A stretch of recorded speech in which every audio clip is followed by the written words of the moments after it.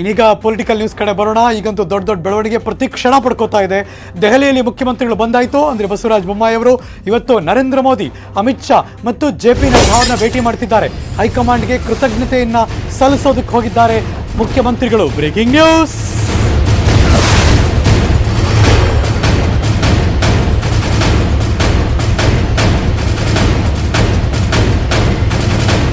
ನನಗೆ ಮುಖ್ಯಮಂತ್ರಿಯ ಪದವಿ ಕೊಟ್ಟಿದ್ದೀರಿ, ಹಾಗಾಗಿ ಹೈಕಮಾಂಡ್ಗೆ ನಾನು ಕೃತಜ್ಞತೆ ಸಲ್ಲಿಸಕ್ಕೆ ಹೋಗ್ತಿದ್ದೀನಿ ಅಂತಲೇ ಹೇಳಿಕೆ ಕೊಟ್ಟಿದ್ರು. ಅದರಂತೆಯೇ ಇದೀಗ ಇವತ್ತು ಮುಂಜಾನೆ 5:30 6 ಗಂಟೆಗೆ ಫ್ಲೈಟ್ಗೆ ಹೋಗಿದ್ದಾರೆ. ಹತ್ತತ್ರ 9 ಗಂಟೆಗೆ ದೆಹಲಿಗೆ ಹೋಗಿ ಇಳಿದ್ರು. ಇನ್ನೇನು ಕೆಲವೇ ಕ್ಷಣದಲ್ಲಿ ನರೇಂದ್ರ ಮೋದಿ ಅವ್ರನ್ನ, ಅಮಿತ್ ಶಾ ಅವ್ರನ್ನ ಮತ್ತು JP ನಡ್ಡಾ ಅವ್ರನ್ನೆಲ್ಲರೂ ಕೂಡ ಭೇಟಿ ಮಾಡೋರಿದ್ದಾರೆ. ಬರೀ ಇವತ್ತು ಸೌಜನ್ಯಯುತ ಮತ್ತು ಅಭಿಮಾನದ ಭೇಟಿ ಅಷ್ಟೇ, ಇವತ್ತು ಕೃತಜ್ಞತೆ ಸಲ್ಲಿಸೋದಕ್ಕೆ ಹೋಗಿದ್ದಾರಂತೆ. ಮುಂದಿನ ವಾರ ಸಂಪುಟ ರಚನೆ ಬಹುತೇಕ ಫಿಕ್ಸ್ ಆಗೋ ಲಕ್ಷಣ ಕಾಣಿಸ್ತಾ ಇದೆ. ಸೌಜನ್ಯದ ಭೇಟಿ ಸಂದರ್ಭದಲ್ಲೇ ಒಂದೆರಡು ಮಾತಾಡ್ಬೋದು, ಮಾತಾಡೋದೇ ಇಲ್ಲ, ಸುಮ್ಮನೆ ಬರೀ ವಿಶ್ ಮಾಡಿಬಿಟ್ಟು ಬೊಕ್ಕೆ ಕೊಟ್ಬಿಟ್ಟು ಬಂದ್ಬಿಡ್ತಾರೆ ಅಂತೇನಲ್ಲ. 8 ರಿಂದ 10 ಶಾಸಕರು ಇದೀಗ ಏನೋ ದೆಹಲಿಯಲ್ಲೇ ಬಿಡುಬಿಟ್ಟಿದ್ದಾರೆ. ಮುಖ್ಯಮಂತ್ರಿಗಳು ಮುಂಚೆನೇ ಹೋಗ್ಬಿಟ್ಟಿದ್ದಾರೆ ಅವರೆಲ್ಲರೂ ಕೂಡ. CM ಆದ ಬಳಿಕ ಮೊದಲ ಬಾರಿಗೆ ಬಸವರಾಜ ಬೊಮ್ಮಾಯಿ ಅವರು ಕರ್ನಾಟಕ ಭವನಕ್ಕೆ ಬಂದಿದ್ದಾರೆ. ಆದರೆ ಸ್ವಾಗತಕ್ಕೆ ಅಧಿಕಾರಿಗಳೇ ಇರಲಿಲ್ಲ. ಇದ್ಯಾಕೋ ನಮ್ಗೆ ಆಶ್ಚರ್ಯ ಆಗ್ತಿದೆಯಲ್ಲ. ಎಲ್ಲ ದೆಹಲಿಯ ಮಾಧ್ಯಮದ ಸ್ನೇಹಿತರಿಗೆ ನಮಸ್ಕಾರಗಳು. ನಾನು ಮುಖ್ಯಮಂತ್ರಿ ಪ್ರಮಾಣ ವಚನ ತೆಗೆದುಕೊಂಡ ಮೇಲೆ ಇದು ನನ್ನ ಮೊದಲನೇ ದೆಹಲಿ ಭೇಟಿ ಇದೆ. ನಾನಿವತ್ತು ಈಗ ಕೂಡಲೇ ನಮ್ಮ ರಕ್ಷಣಾ ಸಚಿವರು, ನಮ್ಮ ಹಿರಿಯ ನಾಯಕರಾದ ರಾಜನಾಥ್ ಸಿಂಗ್ ಅವರನ್ನು ಭೇಟಿ ಆಗ್ತಾ ಇದ್ದೀನಿ. ಅದ ನಂತರ 12 ಗಂಟೆಗೆ ಪಾರ್ಲಿಮೆಂಟ್ನಲ್ಲಿ ಅಮಿತ್ ಶಾ ಜಿ, ನಮ್ಮ ಗೃಹ ಸಚಿವರು, ನಮ್ಮ ನಾಯಕರು ಮತ್ತು ಈಗ ಹೊಸದಾಗಿ ಸಹಕಾರಿ ಇಲಾಖೆಯನ್ನು ತೆಗೆದುಕೊಂಡಂಥ ನಮ್ಮ ನಾಯಕರಾದಂಥ ಅಮಿತ್ ಶಾ ಜಿ ಅವ್ರನ್ನ ಭೇಟಿ ಆಗ್ತಾ ಇದ್ದೀನಿ. 4 ಗಂಟೆಗೆ ಪ್ರಧಾನಮಂತ್ರಿಗಳು ಸಮಯ ನಿಗದಿಯಾಗಿದೆ. 4 ಗಂಟೆಗೆ ಪ್ರಧಾನಮಂತ್ರಿಗಳನ್ನ ಭೇಟಿ ಮಾಡ್ತಾ ಇದ್ದೀನಿ ಮನೆಯಲ್ಲಿ, ಪ್ರಧಾನಮಂತ್ರಿಯ ಮನೆಯಲ್ಲಿ. ನನ್ನ ಮೊದಲನೇ ಭೇಟಿ ಮುಖ್ಯವಾಗಿ ಪ್ರಧಾನಮಂತ್ರಿ ಮತ್ತು ನರೇಂದ್ರ ಮೋದಿಯವರು, ಅಮಿತ್ ಶಾ ಜಿ ಅವರು ಮತ್ತು ರಾಜನಾಥ್ ಸಿಂಗ್ ಅವರಿಗೆ ನಾನು ಧನ್ಯವಾದಗಳನ್ನು ಹೇಳ್ತಾ ಅವರ ಆಶೀರ್ವಾದವನ್ನೆಲ್ಲ ಕೊಡ್ತಾ ಇದ್ದೇನೆ. ಸಾಯಂಕಾಲ ನಮ್ಮ ರಾಷ್ಟ್ರೀಯ ಅಧ್ಯಕ್ಷ ಅಂತ ನಡ್ಡಾಜಿ ಅವ್ರನ್ನ ಕೂಡ ಭೇಟಿಯಾಗಿ ಅಲ್ಲಿನೂ ಕೂಡ ಅವರಿಗೆ ಧನ್ಯವಾದಗಳನ್ನು ಅರ್ಪಿಸ್ತಾ ಇದ್ದೇನೆ. ಅದು ಈಗ ಸಮಯ ಇನ್ಮೇಲೆ ನಿಗದಿಯಾಗುತ್ತೆ. ಇದಾದಮೇಲೆ ಇವತ್ತು ನಾನು ಇರ್ತೀನಿ ಇಲ್ಲಿ. ಮಧ್ಯಾಹ್ನ 1 ಗಂಟೆಗೆ ನಮ್ಮ ಸಂಸದ ಎಲ್ಲ ಸದಸ್ಯರು ಮತ್ತು ನಮ್ಮ ಕರ್ನಾಟಕದ ಸಚಿವರು ಅವರನ್ನು ನಾನು ಒಂದು ಸಭೆ ಮತ್ತು ಲಂಚ್ಗೆ ಕರೆದಿದ್ದೇನೆ. ಕರ್ನಾಟಕದಲ್ಲಿ ಕೇಂದ್ರ ಸರ್ಕಾರದ ಏನೇನು ಪೆಂಡಿಂಗ್ ಇಶ್ಯೂಸ್ ಇದೆ ಅದರ ಬಗ್ಗೆ ಒಂದು ಸ್ಥೂಲವಾದಂಥ ಒಂದು ಚರ್ಚೆ ಮಾಡಿ ಇವತ್ತು ಲಂಚನ್ನು ಅವ್ರ ಜೊತೆಗೆ ಮಾಡಬೇಕನ್ನೋ ತೀರ್ಮಾನ ಮಾಡಿದ್ದೇನೆ. ನಾಳೆ ಜಲಶಕ್ತಿ ಮಂತ್ರಿಗಳನ್ನು ಭೇಟಿಯಾಗೋದಕ್ಕೆ ಸಮಯ ನಿಗದಿ ಮಾಡ್ತಾ ಇದ್ದೇನೆ. ಅವ್ರನ್ನ ಭೇಟಿಯಾಗಿ ನಾನು ವಾಪಸ್ ಹೋಗುವಂಥ ಕಾರ್ಯಕ್ರಮ ಇದೆ.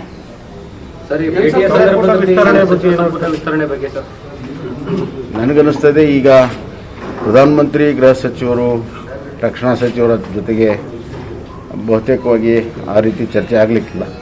ನಡ್ಡಾಜಿಯವರು ಭೇಟಿಯಾದಾಗ ಸ್ಥೂಲವಾಗಿ ಅವರು ಯಾವ ಮಾರ್ಗದರ್ಶನ ಕೊಡ್ತಾರೆ ಅನ್ನೋದನ್ನು ನಾನು ನೋಡ್ತಾ ಇದ್ದೇನೆ. ಅದಾದ ಮೇಲೆ ಮುಂದಿನ ಪ್ರಕ್ರಿಯೆ ಪ್ರಾರಂಭ. ಇಮಿಡಿಯೇಟ್ ಪ್ರಯಾರಿಟಿ ಹೌದಲ್ವ ಯಾವುದು? ಖಂಡಿತವಾಗಿಯೂ ಇಮಿಡಿಯೇಟ್ ಪ್ರಯಾರಿಟಿ ಇದೆ, ಆದಷ್ಟು ಬೇಗನೆ ಆಗ್ತದೆ.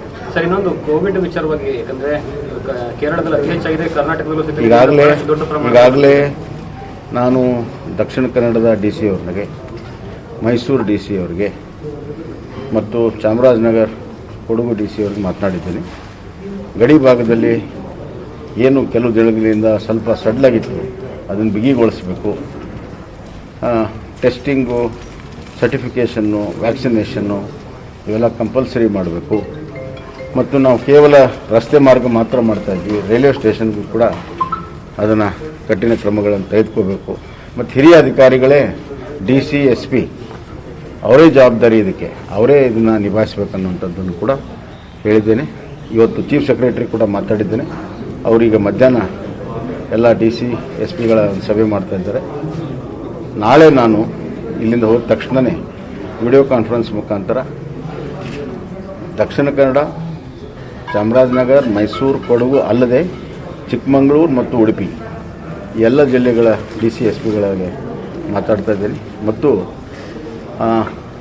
ಅಲ್ಲಿಯ ಹೆಲ್ತ್ ಆಫೀಸರ್ಸ್ ಅಷ್ಟರನ್ನು ಕೂಡ ಮಾತಾಡ್ತಾ ಇದ್ದೀನಿ. ನಾವು ಗಡಿ ಭಾಗಗಳನ್ನ ಸ್ಟ್ರೆಂಗ್ದನ್ ಮಾಡುವಂಥದ್ದು, ವಲಸೆಗಳನ್ನು ಟ್ರ್ಯಾಕಿಂಗ್ ಆ್ಯಂಡ್ ಟ್ರೇಸಿಂಗ್ ಮಾಡುವಂಥದ್ದು, ಮೂರನೇದಾಗಿ ನಮ್ಮ ಹೆಲ್ತ್ ಇನ್ಫ್ರಾಸ್ಟ್ರಕ್ಚರನ್ನು ಇನ್ನಷ್ಟು ಗಟ್ಟಿಗೊಳಿಸೋದಕ್ಕೆ ನಾನು ಮಾಡ್ತಾಯಿದ್ದೆ. ಭಾಳ ಗಂಭೀರವಾಗಿ ಅದನ್ನು ನಾವು ಪರಿಗಣಿಸಿದ್ದೇವೆ. ಕೇರಳದಲ್ಲಿ ಹೆಚ್ಚಾಗಿರುವಂಥದ್ದು ಅದು ತಡೆಗಟ್ಟೋದಕ್ಕೆ ಏನೆಲ್ಲ ಕ್ರಮ ತೆಗೆದುಕೋಬೇಕು ಎಲ್ಲವನ್ನು ಸರ್, ಈಗ ಉತ್ತರ ಕರ್ನಾಟಕ ಭಾಗದಲ್ಲೂ ಸಹಿತ ದೊಡ್ಡ ಪ್ರಮಾಣದಲ್ಲಿ ಫ್ಲಡ್ ಬಂದಿದೆ. ಆ ಕಡೆ ಏನಾದರೂ ಭೇಟಿ ಕೊಡುವಂತಹ ಸಾಧ್ಯತೆ?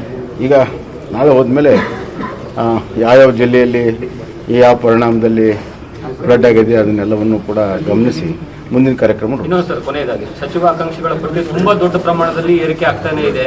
ಏನಂದ್ರೆ ಮುಂದಿನ ದಿನಗಳಲ್ಲಿ ಸರಿಯಾದ ರೀತಿ ನಿಭಾಯಿಸಿಲ್ಲ ಅಂದ್ರೆ ಏನಾದರೂ ಹೊಡೆತ ಕೊಡುವಂತಹ ಸಾಧ್ಯತೆ ಏನಾದರೂ ಪ್ಲಾನ್ ಮಾಡ್ಕೊಂಡಿದ್ದೀರಾ ನೀವು? ನೋಡಿ, ನಮ್ಮದು ಒಂದು ರಾಷ್ಟ್ರೀಯ ಪಕ್ಷ.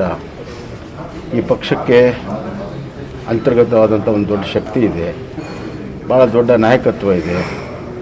ರಾಷ್ಟ್ರದಲ್ಲಿ ರಾಷ್ಟ್ರ ಆಳುವಂಥ ಪಕ್ಷ, ಸಹಜವಾಗಿ ಆಕಾಂಕ್ಷಿಗಳು ಇರ್ತಾರೆ. ಇವೆಲ್ಲವನ್ನು ನಿಭಾಯಿಸುವಂಥ ಶಕ್ತಿ ನಮ್ಮ ಪಕ್ಷಕ್ಕಿದೆ. ಎಲ್ಲವೂ ಸುಗಮವಾಗಿ ಆಗ್ತದೆ. ಸರ್, ನಿನ್ನೆ ಸಿದ್ದರಾಮಯ್ಯ ಅವರು ಒಂದು ಆರೋಪ ಪಟ್ಟಿ ರಿಲೀಸ್ ಮಾಡಿದ್ದಾರೆ.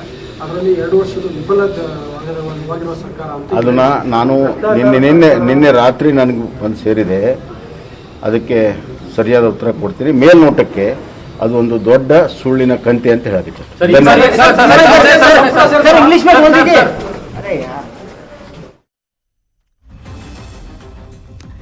ದೆಹಲಿಗೆ ಹೋದ ತಕ್ಷಣ ಅಫ್ಕೋರ್ಸ್ ಈಗ ಅವರು ಫ್ರೆಶ್ ಅಪ್ ಆದರು. ಅದಾದ ತಕ್ಷಣ ಮಾಧ್ಯಮಗಳಿಗೆ ಮಾತಾಡ್ತಾ ಹೋದರು. ಇವತ್ತು ಮತ್ತು ನಾಳೆ ಈ 2 ದಿವಸದ ಅವರ ಕಾರ್ಯಚಟುವಟಿಕೆಗಳು ನವದೆಹಲಿಯಲ್ಲಿ ಹೇಗಿರುತ್ತೆ ಅನ್ನುವ ಮಾತುಗಳನ್ನು ಹೇಳ್ತಾ ಇದ್ರು.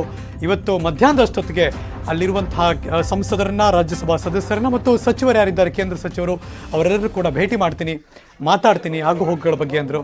ಇನ್ನು ಸಂಜೆ ನರೇಂದ್ರ ಮೋದಿ ಅವ್ರನ್ನ, ಅದಾದ್ಮೇಲೆ ಅಮಿತ್ ಶಾ ಅವ್ರನ್ನ, ತದನಂತರ JP ನಡ್ಡಾ ಅವ್ರನ್ನ ಮಾತಾಡ್ತೀನಿ ಅಂತ ಕೂಡ ಮುಖ್ಯಮಂತ್ರಿಗಳು ಹೇಳಿಕೆ ಕೊಟ್ಟಿದ್ದಾರೆ.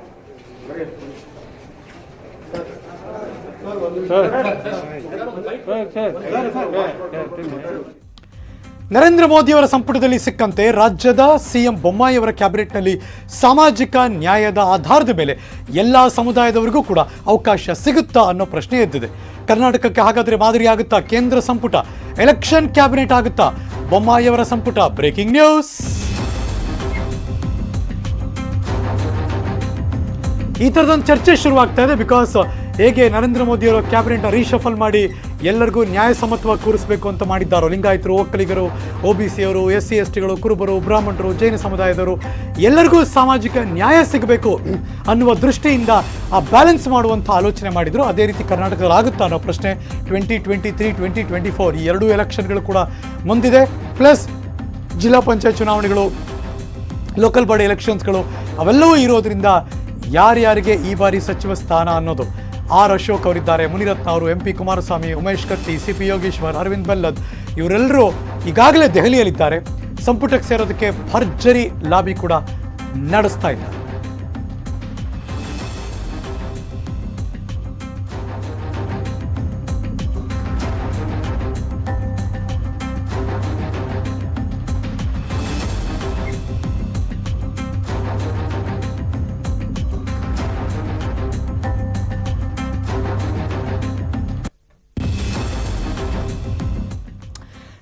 ಈ ಕೊರೋನಾ ಜಾಗೃತಿ ಬಗ್ಗೆ ನ್ಯೂಸ್ 18 ನೆಟ್ವರ್ಕ್ 18 ಫೆಡರಲ್ ಬ್ಯಾಂಕ್ ಸಹಯೋಗದೊಂದಿಗೆ ಇಡೀ ದೇಶದಾದ್ಯಂತ ನಾವು ಅಭಿಯಾನ ಮಾಡ್ತಿದ್ದೀವಿ. ಇದರ ಮುಂದುವರಿದ ಭಾಗ ವಾಟ್ಸಪ್ ಮೂಲಕ ಕೂಡ ನೀವು ಪ್ರಶ್ನೆಗಳನ್ನು ಕೇಳ್ಬೋದು. ನಿಮ್ಮ ಎಲ್ಲ ಪ್ರಶ್ನೆಗಳಿಗೂ ಗೊಂದಲಗಳು ಏನೇ ಇದ್ರೂ ಅದೆಲ್ಲದಕ್ಕೂ ಕೂಡ ಉತ್ತರ ಅಂತ ಬಂದೇ ಬರುತ್ತೆ. ನಿಮ್ಮ ಪ್ರಶ್ನೆಗಳನ್ನು ನೀವು ಕಳಿಸ್ಕೊಡ್ಬೇಕಾಗಿರೋಂಥ ವಾಟ್ಸಪ್ ನಂಬರ್ 7977773753. ಐ ರಿಪೀಟ್ 79 77 77 37 ಮತ್ತು 53. ಈ ನಂಬರ್ಗೆ ನಿಮ್ಮ ಯಾವುದೇ ಪ್ರಶ್ನೆ ಕಳಿಸ್ಕೊಡಿ. ನೀವು ಯಾವ ನಂಬರಿಂದ ಪ್ರಶ್ನೆ ಕಳಿಸಿರ್ತೀರೋ ಅದಕ್ಕೆ ಉತ್ತರ ಅಂತ ಖಂಡಿತವಾಗ್ಲೂ ಸಿಗುತ್ತೆ. ಅಷ್ಟೇ ಅಲ್ಲ, ನೀವು ಹೆಚ್ಚಿನ ಮಾಹಿತಿಗೋಸ್ಕರ ಸ್ಕ್ರೀನ್ ಮೇಲೆ ತೋರಿಸ್ತಾ ಇರುವ ವೆಬ್ಸೈಟ್ಗೆ ಲಾಗಿನ್ ಆಗ್ಬೋದು. www.moneycontrol.com/ಸಂಜೀವಿನಿ. ನಿಮ್ಮ ಉತ್ತರಗಳನ್ನು ಪಡ್ಕೊಳ್ಬಹುದು. ನ್ಯೂಸ್ ಮುಂದುವರಿಸ್ತೀನಿ. ಒಂದು ಬ್ರೇಕ್ ಆದ್ಮೇಲೆ ಎಲ್ಲೂ ಹೋಗದೆ ಕಾಯ್ತಾ ಇರಿ.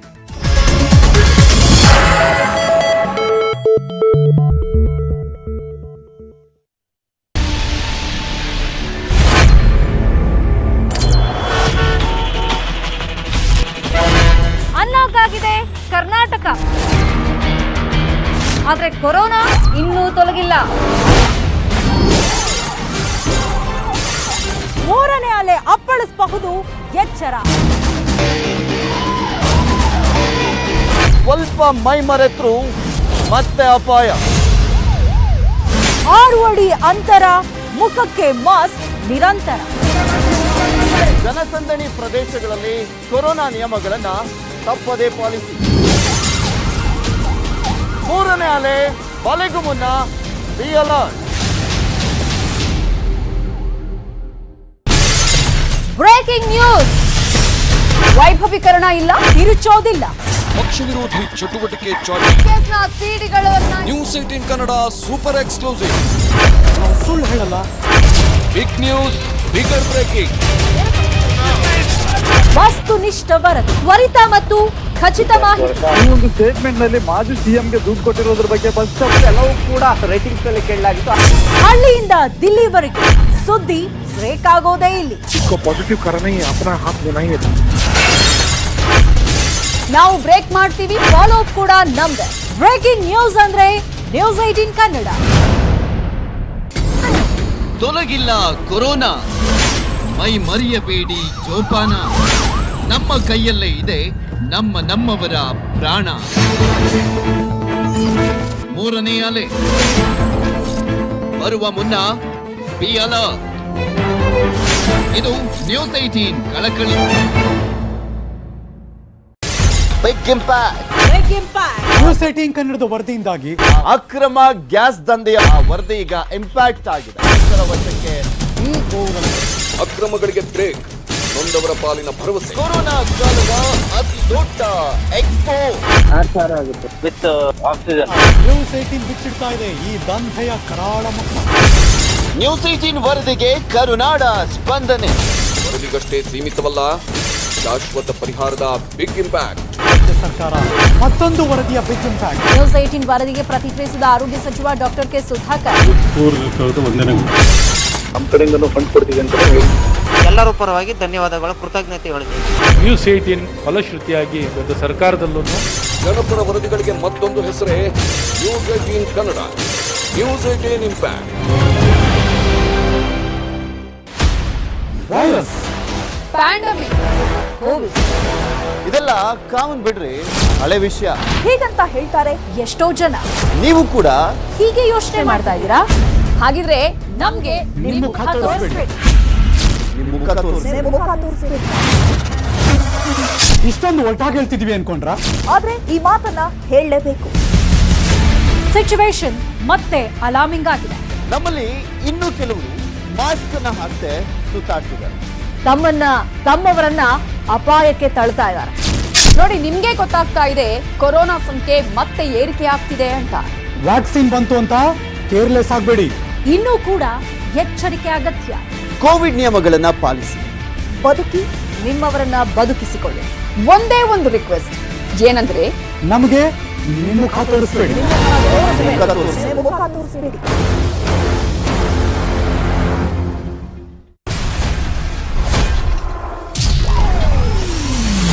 High voltage mega politics.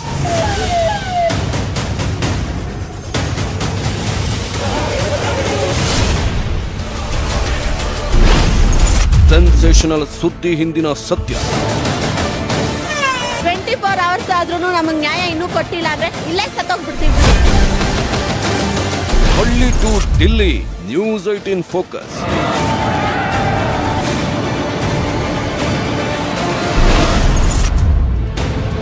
ವೀಕ್ಷಿಸಿ ಫೋಕಸ್ 18 ರಾತ್ರಿ 8:30ಕ್ಕೆ.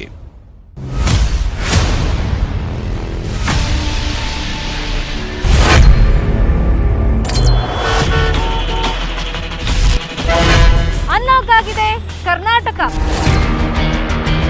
ಆದ್ರೆ ಕೊರೋನಾ ಇನ್ನೂ ತೊಲಗಿಲ್ಲ. ಮೂರನೇ ಅಲೆ ಅಪ್ಪಳಿಸಬಹುದು, ಎಚ್ಚರ. ಸ್ವಲ್ಪ ಮೈ ಮರೆತರು ಮತ್ತೆ ಅಪಾಯ. 6 ಅಡಿ ಅಂತರ, ಮುಖಕ್ಕೆ ಮಾಸ್ಕ್ ನಿರಂತರ. ಜನಸಂದಣಿ ಪ್ರದೇಶಗಳಲ್ಲಿ ಕೊರೋನಾ ನಿಯಮಗಳನ್ನ ತಪ್ಪದೇ ಪಾಲಿಸಿ. 3ನೇ ಅಲೆ ಬಲೆಗೂ ಮುನ್ನ ಬಿ ಅಲರ್ಟ್. Breaking news. ವೈಭವೀಕರಣ ಇಲ್ಲ, ತಿರುಚೋದಿಲ್ಲ. ಪಕ್ಷ ವಿರೋಧಿ ಚಟುವಟಿಕೆ ಚಾಟಿ. ಕೇಸ್ನ ಸಿಡಿಗಳನ್ನ ನ್ಯೂಸ್ 18 ಕನ್ನಡ ಸೂಪರ್ ಎಕ್ಸ್ಕ್ಲೂಸಿವ್. ಸುಳ್ಳು ಹೇಳಲ್ಲ. Big news, bigger breaking.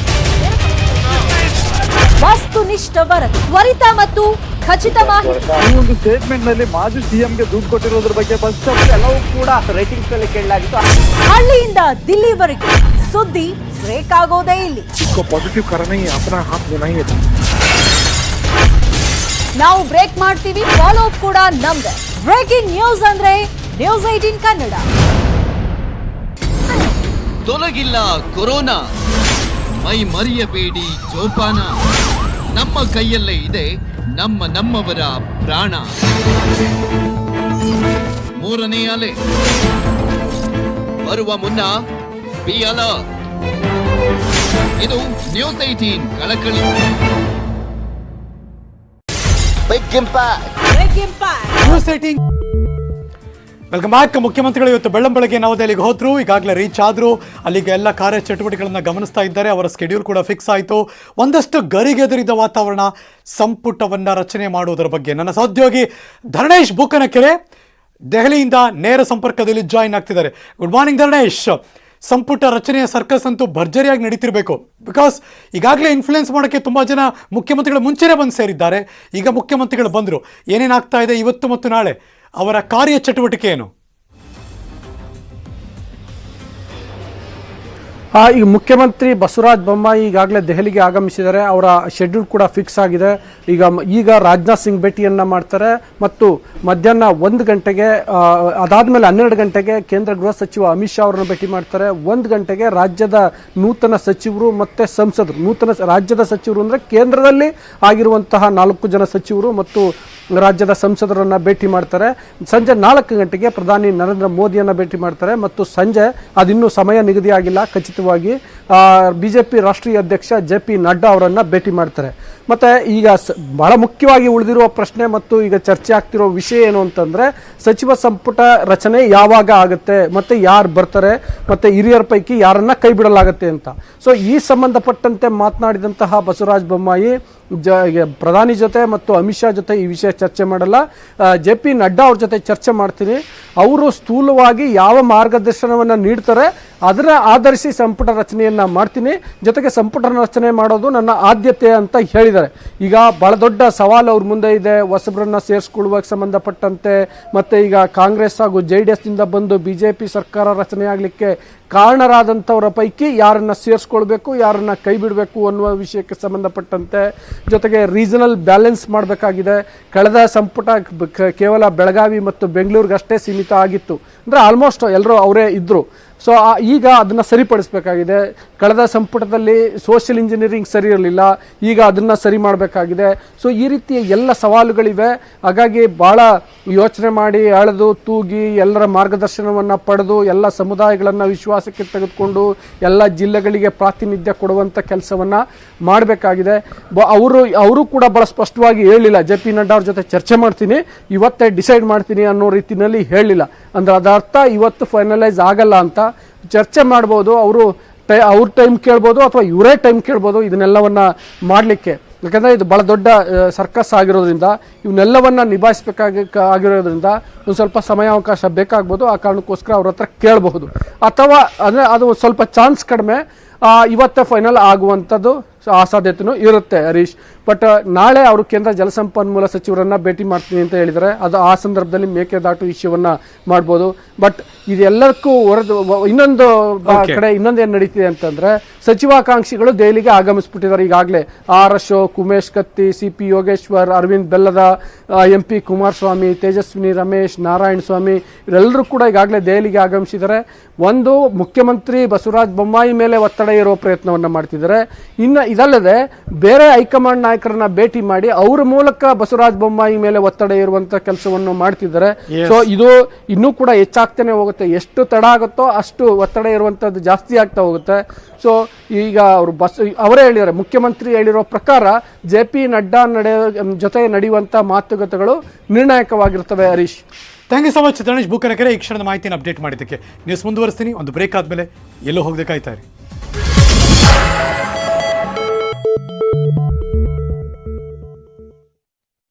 Corona ಮೈ ಮರೆಯಬೇಡಿ ಜೋಪಾನ. Welcome back. ಮುಖ್ಯಮಂತ್ರಿ ಬಸವರಾಜ ಬೊಮ್ಮಾಯಿ ಅವರ ಸಂಪುಟ ಸೇರೋದಕ್ಕೆ ಸರ್ಕಸ್ ಜೋರಾಗಿ ನಡೆದಿದೆ. ಬೆಳಗಾವಿ ಜಿಲ್ಲೆಯ ಹಲವು ಶಾಸಕರಿಂದ ಕಸರತ್ತುಗಳು ನಡೀತಾ ಇದೆ. ಬೆಂಗಳೂರು, ದೆಹಲಿ ಮಟ್ಟದಲ್ಲಿ ಶಾಸಕರು ಲಾಬಿ ಮಾಡ್ತಿದ್ದಾರಂತೆ. Breaking news.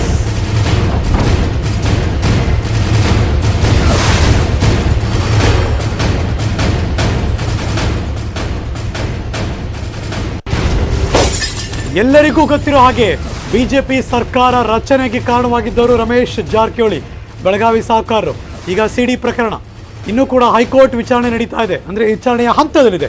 ರಮೇಶ್ ಅವರ ಬದಲಿಗೆ ಬಾಲಚಂದ್ರಗೆ ಸಚಿವ ಸ್ಥಾನ ಬೇಡಿಕೆ ಇಟ್ಟಿದ್ದಾರೆ ಬೆಳಗಾವಿ ಭಾಗದಿಂದ. ಹಿರಿಯ ಶಾಸಕ ಉಮೇಶ್ ಕತ್ತಿ ಅವರು ಕೂಡ ಪ್ರಬಲ ಆಕಾಂಕ್ಷಿ. 2 ದಿನಗಳಿಂದ ಡೆಲ್ಲಿಲೇ ಸೆಟ್ಲ್ ಆಗ್ಬಿಟ್ಟಿದ್ದಾರೆ. ಹುಕ್ಕೇರಿ ಮತಕ್ಷೇತ್ರದಿಂದ 8 ಸಲ ಗೆದ್ದಿರುವಂಥ ಉಮೇಶ್ ಕತ್ತಿ ಅವರು. ಹಾಗಾಗಿ ಅವ್ರಿಗೆ ಈ ಬಾರಿ ಅವ್ರು ಮೊನ್ನೆ ಹೇಳ್ಬೇಕಾದ್ರೆ ಹೇಳಿದ್ರು, ನನಗೆ ಕೊಡ್ತಾರ್ರಿ ಅಂದರು. ಕೊಡಲಿಲ್ಲ ಅಂದರೂ ತಲೆ ಕೆಡಿಸ್ಕೊಳ್ಳೋದು ಅಂತಲೂ ಹೇಳ್ತಿದ್ರು. ಮಹಿಳಾ ಕೋಟಾದಡಿ ಶಶಿಕಲಾ ಜೊಲ್ಲೆ ಸಹ ಪ್ರಬಲವಾಗಿ ಲಾಬಿ ನಡೆಸ್ತಾ ಇದ್ದಾರೆ. ಶಾಸಕ ದುರ್ಯೋಧನ ಐಹೊಳೆ ಕೂಡ ಪ್ರಯತ್ನ ಪಡ್ತಿದ್ದಾರೆ. ಕುರುಚಿ ಶಾಸಕರು P. ರಾಜೀವ್ ಕೂಡ ಸರ್ಕಸ್ ಮಾಡ್ತಿದ್ದಾರೆ. ದಲಿತ ಲಂಬಾಣಿ ಶಾಸಕ P. ರಾಜೀವ್ ಪ್ರಬಲ ಆಕಾಂಕ್ಷಿಗಳಾಗಿದ್ದಾರೆ. ಆಪರೇಷನ್ ಕಮಲದ ಶ್ರೀಮಂತ ಪಾಟೀಲ ಲಾಬಿ ಮಾಡ್ತಿದ್ದಾರೆ. ಮರಾಠ ವಲಸಿಗ ಕೋಟಾದಡಿ ಶ್ರೀಮಂತ್ ಪಾಟೀಲ್ ಅವರ ಲಾಬಿ ನಡೀತಾ ಇದೆ. Mahesh Kumathalli last time miss ಆಯಿತು ಅವರಿಗೆ, ಅವರು ಕೂಡ ಲಿಂಗಾಯತ ಕೋಟಾದಲ್ಲಿ ಲಾಬಿ ಮಾಡ್ತಿದ್ದಾರೆ. ಮಾಜಿ DCM ಲಕ್ಷ್ಮಣ ಸವದಿ ಕೂಡ ಮಂತ್ರಿಗಿರಿಗೆ ಲಾಬಿ ನಡೆಸ್ತಾ ಇದ್ದಾರೆ. ಸಹಸಂಘ ಪರಿವಾರದ ನಾಯಕರ ಮೂಲಕ ಒತ್ತಡವನ್ನು ಹಾಕ್ತಿದ್ದಾರೆ. ಕಳೆದ ಚುನಾವಣೆಯಲ್ಲಿ ಸೋತಿದ್ದರೂ ಅವರಿಗೆ DCM ಸ್ಥಾನ ಕೊಡಲಾಗಿತ್ತು. ಈಗ ಮತ್ತೆ ಲಾಬಿ ಮುಂದುವರಿಸ್ತಾ ಇದ್ದಾರೆ. ಮೂಲ ಬಿಜೆಪಿ ಜೈನ ಕೋಟಾದಲ್ಲಿ ಅಭಯ್ ಪಾಟೀಲ್ ಅವರು ಕೂಡ ಪ್ರಬಲ ಆಕಾಂಕ್ಷಿ. ಸೌದತ್ತಿಯ ಶಾಸಕರು ಆನಂದ್ ಮಾಮನಿ ಕೂಡ ಸರ್ಕಸ್ ಮಾಡ್ತಿದ್ದಾರೆ. ವಿಧಾನಸಭೆ ಡೆಪ್ಯೂಟಿ ಸ್ಪೀಕರ್ ಆಗಿದ್ದಾರೆ ಆನಂದ್ ಮಾಮನಿ. ಇದೀಗ ಅಲ್ಲಿಂದ ನನಗೆ ಮಂತ್ರಿ ಸ್ಥಾನ ಬೇಕು ಅಂತ ಅವರು ಕೂಡ ಲಾಬಿ ನಡೆಸ್ತಾ ಇದ್ದಾರೆ. ಎಲ್ಲ ಆ ಭಾಗದವರೇ ಎಷ್ಟು ಜನ ಇದ್ದಾರೆ ನೋಡಿ, ಒಂದು 10-12 ಜನ, ಎಲ್ಲರೂ ಕೂಡ ಜೋರಾಗಿ ಲಾಬಿ ನಡೆಸ್ತಾ ಇದ್ದಾರೆ. ಎಲ್ಲದ್ರ ಬಗ್ಗೆ ಮತ್ತಷ್ಟು ಮಾಹಿತಿಯನ್ನು ಕೊಡೋಕ್ಕೆ ಬೆಳಗಾವಿ ಭಾಗಕ್ಕೆ ಹೋಗ್ತಾ ಇದ್ದೀನಿ. ನನ್ನ ಸಹೋದ್ಯೋಗಿ ಚಂದ್ರಕಾಂತ್ ಸುಗಂಧಿ ನೇರ ಸಂಪರ್ಕದಲ್ಲಿ ಜಾಯಿನ್ ಆಗ್ತಿದ್ದಾರೆ. Very good morning Chandrakant. Belagavi ಭಾಗದವರು ತುಂಬ ಜನ ಲಾಬಿ ನಡೆಸ್ತಾ ಇದ್ದಾರೆ. ಸರ್ಕಸ್ ಜೋರಾಗಿ ನಡೆದಿದೆ. ಯಾರಿಗೆಲ್ಲ ಸಿಗುವ ಸಾಧ್ಯತೆ ಇದೆ ಈ ಬಾರಿ?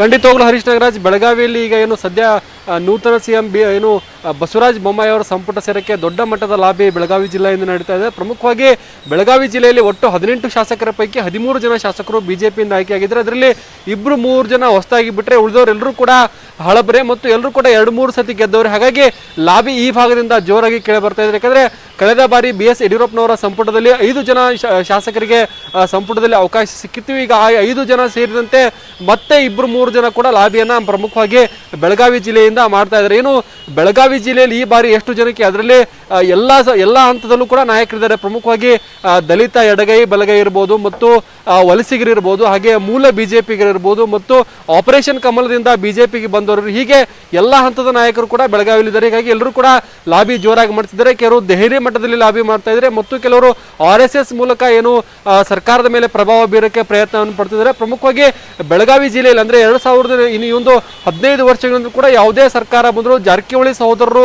ಒಬ್ಬರಲ್ಲ ಒಬ್ಬರು ಸಚಿವರಾಗ್ತಿದ್ರು. ಅವರು ಕೂಡ ಈ ಬಾರಿ ಲಾಬಿಯನ್ನ ಮಾಡ್ತಿದ್ದಾರೆ. ಪ್ರಮುಖವಾಗಿ ರಮೇಶ್ ಜಾರಕಿಹೊಳಿ ಹಿಂದೆ ಬಿಜೆಪಿ ಸರ್ಕಾರ ರಚನೆಯಲ್ಲಿ ಮಹತ್ವದ ಪಾತ್ರವನ್ನು ವಹಿಸಿದ್ರು. ರಮೇಶ್ ಜಾರಕಿಹೊಳಿ ಸದ್ಯ CD ಪ್ರಕರಣ ಹೈಕೋರ್ಟ್ನಲ್ಲಿ ವಿಚಾರಣೆ ಹಂತದಲ್ಲಿದ್ದು ರಮೇಶ್ ಜಾರಕಿಹೊಳಿ ಲಾಬಿ ಮಾಡ್ತಿದ್ರು.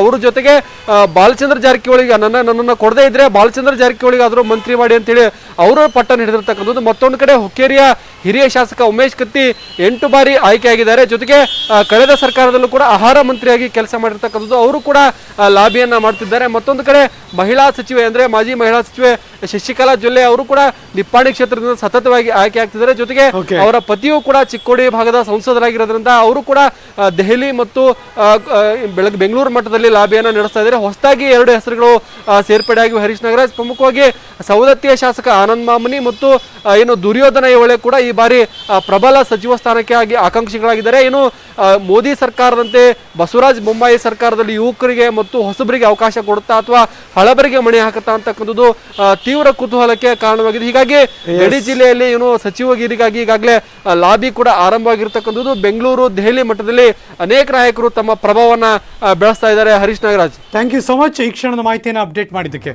ಕಳಂಕಿತ ಶಾಸಕರಿಗೆ ಕ್ಯಾಬಿನೆಟ್ನಲ್ಲಿ ಸ್ಥಾನ ಸಿಗುತ್ತಾ ಇಲ್ವಾ ಅನ್ನೋದು ಪ್ರಶ್ನೆ ಇದ್ದೇ ಇದೆ. ವಲಸಿಗ ಶಾಸಕರಲ್ಲಿ ಕೆಲವರಿಗೆ ಮಂತ್ರಿಗಿರಿ ಸಿಗಲ್ವಾ? ನ್ಯೂಸ್ 18 ಕನ್ನಡದಲ್ಲಿ ಎಕ್ಸ್ಕ್ಲೂಸಿವ್ ಡೀಟೇಲ್ಸ್. Breaking news.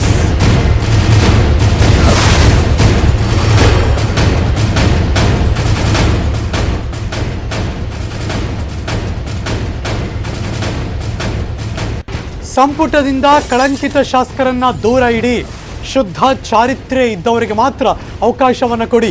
ಬಿಜೆಪಿಗೆ RSS ನಾಯಕರಿಂದ ಸಲಹೆ ಕೊಟ್ಟಿದೆಯಂತೆ. ಹೊರಗಿನಿಂದ ಬಂದವರು ಆಗಿರಬಹುದು ಅಥವಾ ಪಕ್ಷದೊಳಗಿರೋರೇ ಆಗಿರ್ಬೋದು, ಯಾರೇ ಆಗಿದ್ರು ಕೂಡ ಕೆಟ್ಟ ಹೆಸರು ತಂದವರನ್ನ ದೂರ ಇಟ್ಟುಬಿಡಿ. ಯಾರಿಗೂ ಕೂಡ ಸಂಪುಟದೊಳಗೆ ಅವಕಾಶ ಕೊಡಬೇಡಿ. ವಿವಾದಕ್ಕೆ ಒಳಗಾದ ಶಾಸಕರ ಬಗ್ಗೆ ಗಮನ ಇರಲಿ. ಮಾನಹಾನಿಯ ಭಯ ಇದ್ದವರನ್ನ ದೂರ ಇಡಿ. ಮಾನಹಾನಿ ಸುದ್ದಿಗೆ ಸ್ಟೇ ತಂದವರನ್ನು ಕೂಡ ದೂರ ಇಡಿ. ಅಂದರೆ ಈಗಾಗಲೇ ನಿಮ್ಗೆ ಅರ್ಥ ಆಗಿರುತ್ತೆ ಯಾರ್ಯಾರಿಗೆ ಈ ಸರಿ ಕಷ್ಟ ಆಗಬಹುದು ಅಂತ. ರಮೇಶ್ ಜಾರಕಿಹೊಳಿಯಂತಹ ಕೇಸ್ ಬಂದರೆ ಕಷ್ಟ. ಸರ್ಕಾರ ಮತ್ತೆ ಮುಜುಗರ ಎದುರಿಸಬೇಕಾಗುತ್ತೆ. ಬಿಜೆಪಿ ನಾಯಕರಿಗೆ RSS ನಾಯಕರಿಂದ ಸೂಚನೆ ಬಂದಿದೆಯಂತೆ. ಎಲ್ಲರ ಚಾರಿತ್ರ್ಯ ಪರಿಶೀಲನೆ ಮಾಡಿ ಸಂಪುಟಕ್ಕೆ ಸೇರಿಸ್ಕೊಳ್ಳಿ. ಉತ್ತಮ ಅಂತ ಯಾರು ಗೊತ್ತಾಗುತ್ತೆ ಅವ್ರಿಗೆ ತಗೊಳ್ಳೋದು ಒಳ್ಳೆಯದು ಅಂತ RSS ನಾಯಕರು ಸಲಹೆ ಕೊಟ್ಟಿದ್ದಾರಂತೆ. ಈಗಾಗಲೇ ಮಾನಹಾನಿ ಸಂಬಂಧ ಸುದ್ದಿ ಪ್ರಕಟ ಮಾಡದಂತೆ doctor Sudhakar, Byrathi Basavaraj, BC Patil, Shivaram Hebbar, ST Somashekar, KC ನಾರಾಯಣಗೌಡರು ಈಗಾಗಲೇ ಸ್ಟೇ ತಂದಿದ್ದಾರೆ. ಅವರೆಲ್ಲ ಈ ಥರ ಮಾಡಿಲ್ಲ ಅಂದರೆ ಯಾಕೆ ಸ್ಟೇ ತರಬೇಕು ಅನ್ನೋದೊಂದು ದೊಡ್ಡ ಕ್ವಶನ್ ಓಡಾಡಿತ್ತು. ಸೊ ಹಾಗಾಗಿ RSS ನಾಯಕರು ಭಾರತೀಯ ಜನತಾ ಪಕ್ಷದ ಹೈಕಮಾಂಡ್ಗೆ ಸಲಹೆ ಕೊಟ್ಟಿದ್ದಾರಂತೆ. ಎಲ್ಲದರ ಬಗ್ಗೆ ಮತ್ತಷ್ಟು ಮಾಹಿತಿಯನ್ನು ಕೊಡೋಕ್ಕೆ ನನ್ನ ಸಹೋದ್ಯೋಗಿ ಪೊಲಿಟಿಕಲ್ ಬ್ಯೂರೋಯಿಂದ ಸ್ಪೆಷಲ್ ಕರೆಸ್ಪಾಂಡೆಂಟ್ ದಶರಥ್ ಸಾವೂರ ನೇರ ಸಂಪರ್ಕದಲ್ಲಿ ಜಾಯಿನ್ ಆಗ್ತಿದ್ದಾರೆ. Good morning Dashrath. ಅಂದರೆ RSS ನಾಯಕರು ಸಲಹೆ ಏನಪ್ಪ ಅಂದರೆ ಸಿಂಪಲ್ ಆಗಿ ಅರ್ಥ ಮಾಡ್ಕೋಬೇಕು ಅಂದರೆ ಚೆನ್ನಾಗಿ ಜಾಲರಿ ಆಡಿ, ಎಷ್ಟೇ ಜಾಲರಿ ಆಡಿದ್ಮೇಲೆ ಎಲ್ಲ ಜೊಳ್ಳೆಲ್ಲ ಕೆಳಗೆ ಹೊಟ್ಟೋಗ್ಬೇಕು. ಏನು ನಿಜವಾದ ಸತ್ವ ಇದೆ ಅವ್ರು ಮಾತ್ರ ನಮ್ಮ ಜೊತೆಗಿರಬೇಕು. ಆ ಮೂಲಕ ನಾವು ವಿರೋಧ ಪಕ್ಷದವ್ರಿಗೆ ಮತ್ತು ಜನತೆಗೆ ಒಂದು ಮೆಸೇಜ್ ಪಾಸ್ ಮಾಡಬೇಕು. ಮುಂದಿನ ಹಂತದಲ್ಲಿ ಎಲೆಕ್ಷನ್ ಏನೇ ಬಂದರೂ ಕೂಡ ನಮ್ಮ ಜೊತೆ ವಿಶ್ವಾಸದಲ್ಲಿರ್ತಾರೆ ಅನ್ನುವ ದೃಷ್ಟಿಕೋನ ಅಂತ ಅನ್ನಿಸ್ತಾ ಇದೆ. ಏನೇನು ಬೆಳವಣಿಗೆ ದಶರಥ್?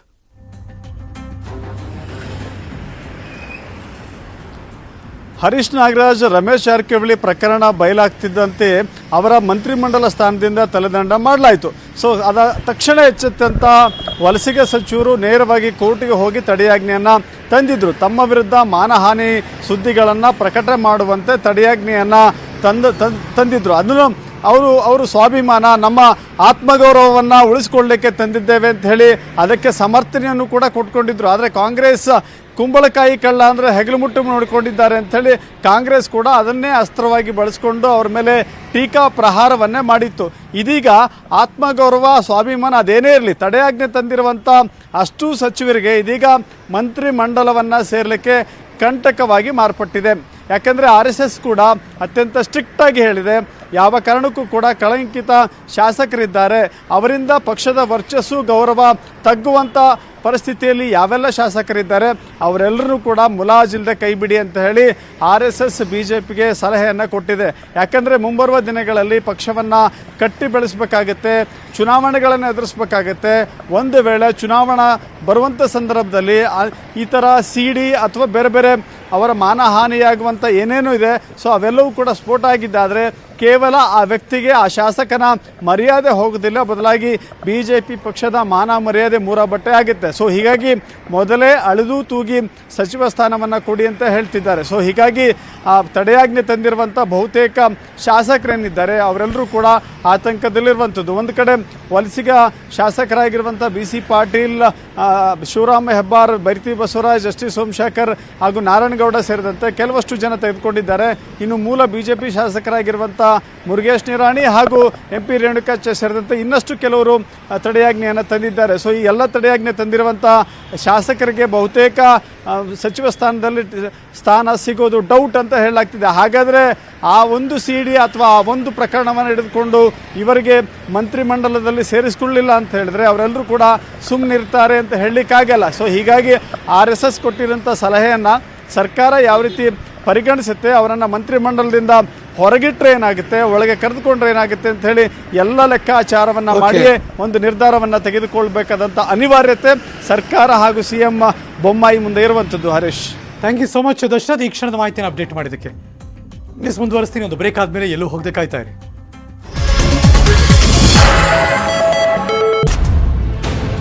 ವೀಕ್ಷಿಸಿ ಫೋಕಸ್ 18 ರಾತ್ರಿ 8:30ಕ್ಕೆ. ಕರ್ನಾಟಕ ಸಂಪುಟದಲ್ಲಿ ಇರೋರು ಮುಖ್ಯಮಂತ್ರಿಗಳು ಮಾತ್ರ.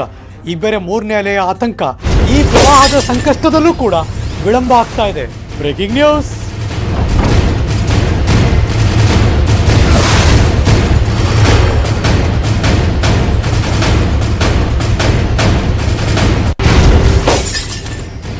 ಸಂಪುಟ ರಚನೆ ಆಗಬೇಕು, ಯಾವ ಡಿಪಾರ್ಟ್ಮೆಂಟ್ ಅವ್ರ ಕೈ ಕೊಡಬೇಕು, ಜಿಲ್ಲಾ ಉಸ್ತುವಾರಿಗಳನ್ನು ನೇಮಿಸಬೇಕು, ಅದೆಲ್ಲವೂ ನಿಧಾನ ಆಗ್ತಾ ಹೋದರೆ ಮುಖ್ಯಮಂತ್ರಿಗಳು ಒಬ್ಬರೇ ಪರದಾಡಬೇಕಾಗುತ್ತೆ. ಸೊ ಹಾಗಾಗಿ ಒಂದಷ್ಟು ಮುತುವರ್ಜಿ ವಹಿಸಬೇಕು. ಇನ್ನೊಂದು 10 ದಿನದೊಳಗೆ ಆಗುತ್ತೆ ಅಂತ ಏನಾದರೂ ಅಂದರೆ ಭಾಳ ಭಾಳ ಭಾಳ ಕಷ್ಟ ಆಗುತ್ತೆ. ಜನರ ಕೂಗು ಹೆಚ್ಚಾಗುತ್ತೆ. ರಾಜ್ಯದಲ್ಲಿ ಮೂರನೇ ಅಲೆಯ ಆತಂಕ ಇದೆ. ಬಿಕಾಸ್ ನೆರೆಯ ಕೇರಳದಲ್ಲಿ ಪ್ರತಿದಿನ 20,000, 22,000, 30,000 ಹಿಂಗೆ ಬರ್ತಾ ಇದೆ. ನಮ್ಮ ರಾಜ್ಯದಲ್ಲೂ ಕೂಡ ಪ್ರತಿದಿನ 1,000, 1,500, ಈಗ ನಿನ್ನೆ 2,000 ದಾಟಾಯಿತು. ಇನ್ನೊಂದು ಕಡೆ ಪ್ರವಾಹದಿಂದ ಜನ ತತ್ತರಿಸೋಗಿದ್ದಾರೆ. ಕಷ್ಟ ಕೇಳೋಕೆ ಯಾವ ಸಚಿವರು ಇಲ್ಲ, ಉಸ್ತುವಾರಿ ಯಾರೂ ಇಲ್ಲ, ಶಾಸಕರಂತೂ ಕೈಗೆ ಸಿಗ್ತಾ ಇಲ್ಲ. ಯಾಕೆಂದರೆ ಶಾಸಕರೆಲ್ಲ ಈಗ ಮಂತ್ರಿ ಆಗೋ ಹುನ್ನಾರ ಅಥವಾ ಮಂತ್ರಿ ಆಗೋ ಆಸೆ ಇಟ್ಕೊಂಡು ಇನ್ನೇನೋ ಮಾಡ್ತಾ ಇದ್ದಾರೆ. ಇಂಥ ಸಂಕಷ್ಟದಲ್ಲೂ ಸಂಪುಟ ರಚನೆ ಇನ್ನೂ ತಡವಾಗ್ತಾ ಇದೆ. ಇಂದಿನ ಭೇಟಿ ಸಂದರ್ಭದಲ್ಲಿ ಸಂಪುಟ ಚರ್ಚೆ ಇಲ್ವಂತೆ.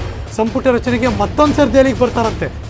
4-5 ದಿನಗಳ ನಂತರ ಸಂಪುಟ ಚರ್ಚೆ ಆಗುತ್ತಂತೆ. ಆ ಚರ್ಚೆ ಆದಮೇಲೆ ಗ್ರೀನ್ ಸಿಗ್ನಲ್ ಸಿಗೋದು ಯಾವಾಗ, ಅದಾದಮೇಲೆ ಹೆಸರು ಫೈನಲೈಸ್ ಆಗೋದು ಯಾವಾಗ, ಅದಾದಮೇಲೆ ಬಂಡಾಯ ಹೇಳ್ತಾರೆ ಇನ್ನು ಸಮಾಧಾನ ಮಾಡಬೇಕು, ಅಲ್ಲಿಗೆ ಒಂದು ಅಧಿಕೃತ ಪಟ್ಟಿ ಬರೋದು ಯಾವಾಗ, ಅವ್ರಿಗೆ ಅಧಿಕಾರ ಕೊಡೋದು ಯಾವಾಗ, ಪ್ರಮಾಣ ವಚನ ಆದಮೇಲೆ ಖಾತೆ ಹಂಚಿಕೆ ಆಗೋದು ಯಾವಾಗ, ಅದಾದಮೇಲೆ ಜಿಲ್ಲಾ ಉಸ್ತುವಾರಿ ಸಚಿವರಾಗಿ ನೇಮಕ ಮಾಡೋದು ಯಾವಾಗ, ಅದಾದಮೇಲೆ ಇವರೆಲ್ಲ ಓಹೋ ಅಂತ ಕೊಠಡಿ ಬಂದು ಕೂತ್ಕೊಂಡು ಹೋಮ ಗಿಮ ಪೂಜೆ ಎಲ್ಲ ಮಾಡಿಸ್ಕೊಂಡು ಅದಾದಮೇಲೆ ಅವ್ರ ಕಡೆ ಹೋಗಿ ಕೆಲಸ ಮಾಡೋದು ಯಾವಾಗ.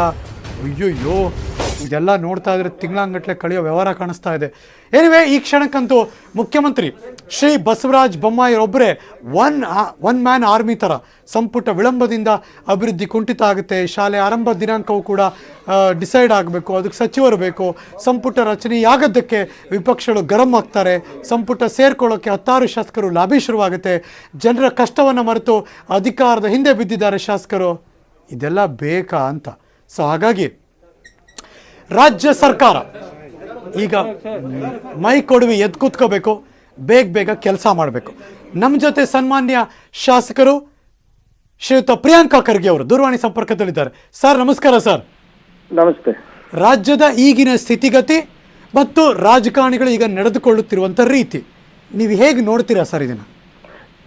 ಈಗ ಇದು ಏನಿದೆ ಈ ಸರ್ಕಾರದಲ್ಲಿ ಬಹುಶಃ ಅವರು ಮೊದಲನೇ ಬಾರಿ ಈಗ ಆದಾಗ ಏನು ಪಾಠ ಕಲ್ತಿಲ್ಲ ಅನ್ಸುತ್ತೆ. ಯಾಕಂದ್ರೆ ಹೋದ ಬಾರಿ ಕೂಡ ಇದೇ ಆಗಿತ್ತು, ಪ್ರವಾಹ ಇತ್ತು, ಮುಖ್ಯಮಂತ್ರಿ ಮಾತ್ರ ಇದ್ರು, ಅವಾಗ ಕೂಡ ಈ ಸಂಪುಟ ಸರ್ಕಸ್ ನಡೀತಾ ಇತ್ತು. ಮತ್ತೆ ಅವಾಗಿಂದ ಕಲ್ತಿರೋ ಪಾಠಗಳೇನು? ಮತ್ತೆ ಇವರು ಈಗ ಇವರಿಗೆ ಪ್ರವಾಹ ಇದೆ, ಮೂರನೇ ಅಲೆ ಭೀತಿ ಇದೆ ಕೊರೋನಾದು, ಒಂದ್ ಅಟ್ಲೀಸ್ಟ್ CM ಆಗ್ಬಿಟ್ಟು ಒಂದ್ ಟಾಸ್ಕ್ ಫೋರ್ಸ್ ಅನ್ನ ರಚನೆ ಮಾಡ್ಬೋದಾಗಿತ್ತಲ್ಲ. And there is nothing that prevents him. ಹೌದಪ್ಪ, ಈ ಟಾಸ್ಕ್ ಫೋರ್ಸ್ ಗೆ ಇವ್ರ ಜಿಮ್ಮೆದಾರಿ ಮಾಡಿ. ಪ್ರಯಾರಿಟಿ ಏನ್ ಸರ್ ಈಗ ಏನಾಗಬೇಕಾಗಿತ್ತು? ಈಗ ನನ್ನ ಪ್ರಕಾರ ಮೊದಲನೇದಾಗಿ ಏನು ಇಲ್ಲಿ ಪ್ರವಾಹ ಬರ್ತಾ ಇದೆ ಅಲ್ಲಿ ಹೋಗಿ ಅಲ್ಲಿ ಏನು ಇವರು ಬೆಳೆ ಹಾನಿ ಆಗಿದೆ, ಮನೆಗಳು ಬಿದ್ದೋಗಿದೆ, ಅದಕ್ಕೆ ಆದ್ಯತೆ ಕೊಟ್ಬಿಟ್ಟು ಅವರು ಮಾಡ್ಬೇಕಾಗಿತ್ತು. ಹಣಾದಿ ರಸ್ತೆಗಳು ಯಾವ್ದು ಸಂಪರ್ಕ ಕಡಿತ ಆಗಿದೆ ಹೊಲಕ್ಕೆ ಹೋಗೋದು, ಅದುಗಳಿಗೆ ಸ್ವಲ್ಪ ದುಡ್ಡನ್ನ ಅಟ್ಲೀಸ್ಟ್ ಆ ಭಾಗದಲ್ಲಿರೋ ಶಾಸಕರು ಹೋಗಿ ಮಾತಾಡ್ಬೇಕಲ್ಲ ಸರ್. ಈಗ ಇವರಿಗೆ ಏನಾಗ್ಬಿಟ್ಟಿದೆ, ಅಧಿಕಾರದ ಮಧ್ಯೆ ಇರ್ಬಿಟ್ಟಿದೆ, ಎಲ್ಲರೂ ಕುರ್ಚಿಗೋಸ್ಕರನೇ ಹೋರಾಟ ಮಾಡ್ತಾ ಇರೋದು. ಇವರು ಡೆಲ್ಲಿಗೆ ಹೋಗ್ತಾರಲ್ಲ, ಇಷ್ಟರಿ ಬಿಜೆಪಿ ಮಾಜಿ ಸಚಿವರು ಮತ್ತು ಇವರೆಲ್ಲ ಡೆಲ್ಲಿಗೆ ಹೋಗ್ತಾ ಇದಾರಲ್ಲ, ಅವ್ರ ಸ್ವಾರ್ಥಕ್ಕೆ ಹೋಗ್ತಾ ಇದ್ ವಿನಃ ಯಾವತ್ತು ಕರ್ನಾಟಕ ಅಥವಾ ಕನ್ನಡಿಗರ ಹಿತಾಸಕ್ತಿ ಕಾಪಾಡ್ಲಿಕ್ಕೆ ಯಾವತ್ತು ಹೋಗಿಲ್ಲ. ಬಟ್ ಯಾರ ಹತ್ರ ಮೈಕ್ ಹಿಡಿದ್ರು ಕೂಡ ಅಭಿವೃದ್ಧಿ ಮಾತಾಡ್ತಾರೆ ಸರ್ ಇವರು. ಇಲ್ಲ, ಈಗ ಇತಿಹಾಸ ಹೇಳ್ತಾ ಇದೆ, ದಿಸ್ ಇಸ್ ನಾನ್ ಹೇಳ್ತಾ ಇಲ್ಲ ಅಲ್ಲ, ಇತಿಹಾಸ ಹೇಳ್ತಾ ಇದೆ ಇದು. ಇವರೆಲ್ಲ ಸಚಿವರು ಹೋಗಿದ್ದು ಡೆಲ್ಲಿಗೆ ಯಾಕೆ? ಯಡಿಯೂರಪ್ಪ ಅವರಿಗೆ ಬೀಳಿಸ್ಲಿಕ್ಕೆ, ನನಗ್ ಮಂತ್ರಿ ನಿನ್ಗ್ ಮಂತ್ರಿ ಮಾಡ್ಲಿಕ್ಕೆ. ಆಕ್ಸಿಜನ್ಗೋಸ್ಕರ ಹೋದ್ರ, ಮೆಡಿಸಿನ್ ರೆಮ್ಡಿಸಿವಿರ್ಗೋಸ್ಕರ ಹೋದ್ರ, ಅಥವಾ ಎಕ್ಸ್ಟ್ರಾ ಬೆಡ್ ಕೊಡ್ಬೇಕು ನಮ್ಗೆ ಅಂತ ಹೋದ್ರ, ವ್ಯಾಕ್ಸಿನ್ ತರಕ್ ಹೋದ್ರ, ಅಥವಾ ಅನುದಾನ ತರಕ್ ಹೋದ್ರ. ಇವತ್ತು ಶೋಭಾ ಕರಂದ್ಲಾಜೆ ಅವರೇ ನಮ್ಮ ಅಗ್ರಿಕಲ್ಚರ್ ಮಿನಿಸ್ಟರ್ ಇದ್ದಾರೆ. ನಮ್ಗೆ ಎಷ್ಟು ನಮ್ಮ ಹಾನಿ ಆಗಿದ್ದು ಎಷ್ಟು, ಸಿಕ್ಕಿದೆ ಎಷ್ಟು? ನಮಗೆ 600 ಕೋಟಿ ರೂಪಾಯಿ ಕೊಟ್ಟಿದ್ದಾರೆ ಅಂತ ಹೇಳ್ತಾ ಇದ್ದಾರೆ. ಇಂಟ್ರಿಮ್ ರಿಪೋರ್ಟ್ ಹೇಳ್ತದೆ ಏನಿಲ್ಲ ಅಂದ್ರೆ 20,000 ಕೋಟಿ ರೂಪಾಯಿ ಡ್ಯಾಮೇಜ್ ಆಗಿದೆ ಅಂತ. ಹೋದ ಬಾರಿ ಯಡಿಯೂರಪ್ಪ ಅವರೇ ಹೇಳಿದ್ರು 50,000 ಕೋಟಿ ರೂಪಾಯಿ ಡ್ಯಾಮೇಜ್ ಆಗಿದೆ ನಮ್ಗೆ ಅಂತ. ನಮ್ಗೆ ಸಿಕ್ಕಿದೆಷ್ಟು ಇವ್ರ ಕಡೆಯಿಂದ? Not even 10%. Sir, given A chance ಈ ಸಂದರ್ಭದಲ್ಲಿ ಬಸವರಾಜ ಬೊಮ್ಮಾಯಿ ಅವರಿಗೆ ಪ್ರಿಯಾಂಕಾ ಖರ್ಗೆ ಅವರು ಏನಾದ್ರು ಹೇಳ್ಬೇಕು ಅಂದ್ರೆ ಏನ್ ಹೇಳಕ್ ಬಯಸ್ತೀರಾ ಸರ್? ನಂದು ಒಂದೇ ಅವರಿಗೆ ಸಲಹೆ, ಅವರು ನನ್ಕಿಂತ ಸಾಕಷ್ಟು ಅನುಭವಸ್ಥರಿದ್ದಾರೆ, ನಾವೆಂತ ಹೆಚ್ಚು ಹೇಳೋ ಅವಶ್ಯಕತೆ ಇಲ್ಲ ಅಂತ ನಾನು ಭಾವಿಸ್ತೀನಿ. ಮತ್ತೆ ಇವರು GST ಕೌನ್ಸಿಲ್ ನಲ್ಲಿ ಕೂಡ ಇದ್ದವರು, ಆರ್ಥಿಕ ಪರಿಸ್ಥಿತಿ ಬಗ್ಗೆ ತಿಳ್ಕೊಂಡವರು, ಸರಿವಿದೆ, ಕಂಪ್ಲೀಟ್ ಆಗಿ ಅರಿವಿದೆ. My only request to the honourable CM, ನೀವು ಡೆಲ್ಲಿಗೆ ನೀವು ಸಂಪುಟ ಸರ್ಕಸ್ ನೀವೇನ್ ಮಾಡ್ತೀರಾ ಮಾಡ್ಕೊಳ್ಳಿ, ಆದ್ರೆ ಇಮಿಡಿಯೇಟ್ ಆಗಿ ಒಂದು ಟಾಸ್ಕ್ ಫೋರ್ಸ್ ಅನ್ನ ಇಲ್ಲಿ ಸೆಟಪ್ ಮಾಡ್ಬಿಟ್ಟು ಇಲ್ಲಿ ಜನರಿಗೆ ಸಂಕಷ್ಟಕ್ಕೆ ಏನು ಎದುರಿಸ್ತಾ ಇದಾರೆ ಅದು ದೂರ ಮಾಡ್ಲಿಕ್ಕೆ, ಅದು ನಿವಾರಣೆಗೆ ಇದು ಮಾಡ್ಬೇಕು. ಒಂದನೇದು. ಎರಡನೇದು, ನಮಗ್ ಬರ್ಬೇಕಾಗಿರುವ ಪಾಲೇನಿದೆ, NDRF ನಲ್ಲಿ ಇರ್ಬೋದು, GST ನಲ್ಲಿ ಇರ್ಬೋದು, ಅಥವಾ ಬೇರೆ ಸೆಂಟ್ರಲ್ ಡ್ಯೂಟೀಸ್ ಏನಿದೆ ಅದ್ರದ್ದು ದುಡ್ಡನ್ನ ಇಮಿಡಿಯೇಟ್ ಆಗಿ ಬಿಡುಗಡೆ ಮಾಡಿಸ್ಕೊಡ್ಬೇಕು. ನೀವು ಎಷ್ಟು ಪರಿಕ್ರಮ ಹೋಗಿ ಅಲ್ಲಿ ಸಂಪುಟ ರಚನೆಗೆ ಮಾಡ್ತಾ ಇದ್ದೀರಾ, ಅದೇ ಪರಿಕ್ರಮ ದಯವಿಟ್ಟು ಮೋದಿ ಅವರ ಹತ್ರ ಹೋಗಿ, ಶಾ ಅವರ ಹತ್ರ ಹೋಗಿ ತಗೊಂಡ್ ಬರ್ರಿ. ಹಿಂದಿನ ಮುಖ್ಯಮಂತ್ರಿಗಳ ತರ, ಹಿಂದಿನ ಮಂತ್ರಿಗಳ ತರ ನೀವು ಮೀಕಾಗಿ ಸಬ್ಮಿಸಿವ್ ಆಗಿ ಹೋಗಿ ಕೇಳಿದ್ರೆ ಆಗೋದಿಲ್ಲ. ಸ್ವಲ್ಪ ಎದೆಗಾರಿಕೆಯಿಂದ ಕೇಳಿ. ನಿಮ್ ಜೊತೆ ಸಂಪೂರ್ಣವಾಗಿ ಎಲ್ಲ ನಮ್ಮ ಇಡೀ ಸದನ ನಿಮ್ ಜೊತೆ ಇದೆ ಅಂತ ಹೇಳಕ್ ಬಯಸ್ತೇನೆ. Very true sir. Thank you so much Shri Priyanka Kharge ಅವರು ನ್ಯೂಸ್ 18 ಜೊತೆ ಮಾತಾಡಿದ್ರು. ಥ್ಯಾಂಕ್ಸ್. ನ್ಯೂಸ್ ಮುಂದುವರಿಸ್ತೀನಿ. ಮತ್ತೊಂದು ಬ್ರೇಕ್ ಆದ್ಮೇಲೆ ಎಲ್ಲೂ ಹೋಗದೆ ಕಾಯ್ತಾ ಇದೆ.